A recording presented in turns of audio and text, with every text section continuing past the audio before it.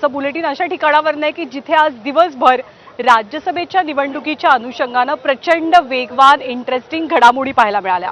राज्याचं विधिमंडळ आहे, विधान भवन आहे, अर्थसंकल्पीय अधिवेशन सुरू आहे आणि इथूनच आपण थेट आज राज्यात काय काय घडलं याचा आढावा घेणार आहोत। आणि खूप इंटरेस्टिंग ठिकाण आहे कारण इथून अगदी 500 मीटर अंतरावरती वानखेडे स्टेडियम आहे, जिथे या क्षणी भारत विरुद्ध इंग्लंड हा सेमीफायनलचा सामना सुरू आहे। तिथे डावपेच आखले जात आहेत की इंग्लंड विरुद्धची मॅच नेमकी कशी जिंकायची। तर आता जिथे आपण उभे आहोत तिथे आज दिवसभर डावपेच पाहायला मिळाले, ते म्हणजे राजकीय समीकरणांचे, राजकीय गणितांचे राज्यसभेच्या निवडणुकांसाठी। खूप वारा आता या क्षणी आसपास सुटलेला आहे आणि दिवसभर इथे अर्थात राजकीय वारच वाहत होतं।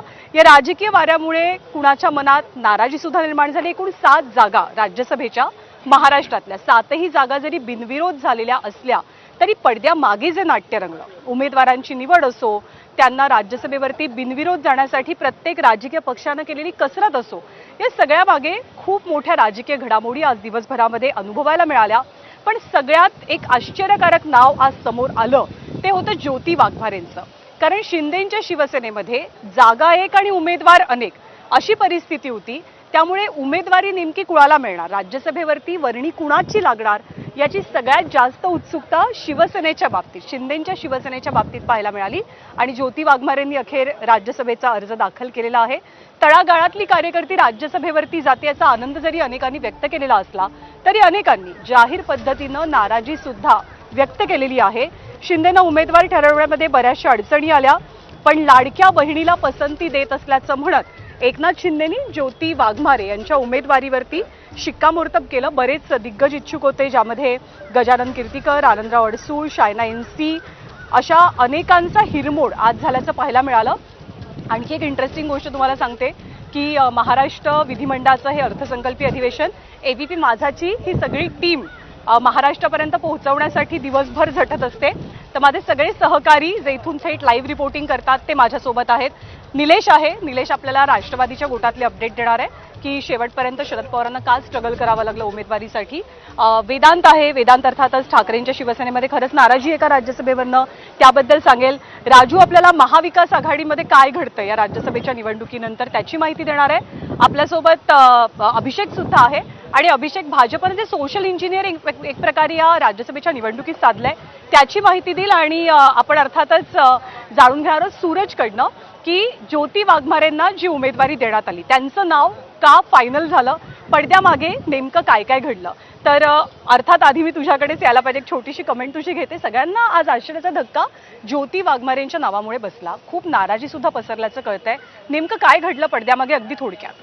खरं तर शिवसेनेत पहिल्यापासूनच अनेक नावांची चर्चा होती, त्यात ज्योती वाघमारे यांचं नाव होतंच। म्हणजे अनेक नेते जे ज्येष्ठ शिवसैनिक राहिलेले आहेत, माजी खासदार राहिलेले आहेत, त्यांची नावं जर दिली असती आणि त्यातूनच कुठे एक नाव निवडलं असतं तर नक्कीच पक्षात त्याच्याबद्दल एक वेगळा मेसेज गेला असता आणि तळागाळातल्या शिवसैनिकांमध्ये देखील तो खोलपर्यंत पोहोचला असता की इथे फक्त धनिकांनाच संधी मिळते, त्या ठिकाणी सामान्य शिवसैनिकांना संधी मिळणार नाही। त्यामुळे एकाच दगडा शिंदेंनी 2 पक्षी अवतार मारल्याचं पाहायला मिळतं। एकीकडे जी नाराजी आता आहे त्यापैकी कुणीही धनिक नाही आणि दुसरीकडे जी उमेदवारी दिलेली आहे ज्योती वाघमारे यांच्यासारख्या प्रवक्त्यांना, यावरनं एक मेसेज दिलेला आहे की सामान्य शिवसैनिकाला देखील शिवसेनेत स्थान आहे। म्हणजे तळागाळातल्या कार्यकर्त्यांना न्याय दिला जातो शिवसेनेमध्ये, हे सांगण्याचा प्रयत्न आज शिवसेनेनं केला। एकनाथ शिंदेंनी ज्योती वाघमारेंच्या निवडीबाबत नेमकी काय प्रतिक्रिया दिली ती सुद्धा आपण पाहूया। काहीच कल्पना नव्हती, परंतु शेवटी शिवसेनेमध्ये सर्वसामान्य कार्यकर्त्याला बळ देण्याचं काम गेल्या 3-3.5 वर्षापासून आम्ही करतोय आणि त्याचाच एक भाग म्हणून ज्योतिताईंना राज्यसभेची संधी दिलेली आहे। ज्योतिताई राज्यसभेमध्ये जे केलेलं काम आहे ते लोकांपर्यंत ज्योतिताई नक्की पोहोचवतील।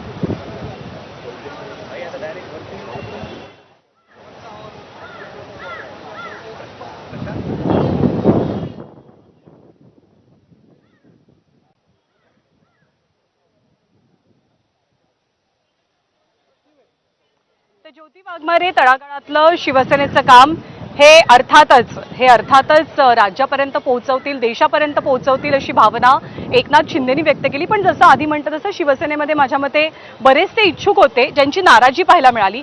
आनंदराव अडसूळ हे त्याच इच्छुकांपैकी एक. त्यांनी काय म्हटलं ते सुद्धा पाहूया.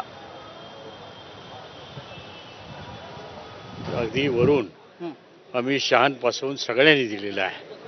2 वर्ष पूर्ण झाली, 10 राज्यपाल नियुक्त झाले, परंतु माझा नंबर लागलेला नाही. आता मी त्यांना शेवटी ही ऑफर दिली होती की राज्यपाल सोडा, पण तुमच्या कोट्यातून कमीत कमी मला राज्यसभा तरी द्या. काय मागणी नव्हती. प्रत्येक वेळी हो हो म्हटलं जातं आणि काही केलं जात नाही. आम्हाला अनुभव आहे तो. ते देणार नाही, दिलेलं नाही, देणारही नाही. उभं आयुष्य पार्लमेंटमध्ये 5 वेळा मी निवडून आलेला आहे, 6 वेळा संसदरत्न पुरस्कार मला मिळालेला आहे. आणि मी तर अशी भूमिका ठेवली की माझ्यापेक्षा माझा मुलगा 45 वर्षाचा आहे, आमदार राहिलेला आहे आणि जेटमध्ये सिनियर पायलट राहिलेला आहे. आता इव्हन माननीय शिंदेसाहेबांनी त्याला राष्ट्रीय सचिव केलेला आहे. अनेक राज्यामध्ये शिवसेना पोहोचवलेली आहे, पण त्याचा विचार तरी करायला हरकत नव्हती. तर गेल्या 2 ते 3 दिवसांपासून मोठ्या घडामोडी शिवसेनेचं नाव निश्चित करण्यासाठी पाहायला मिळाल्या आणि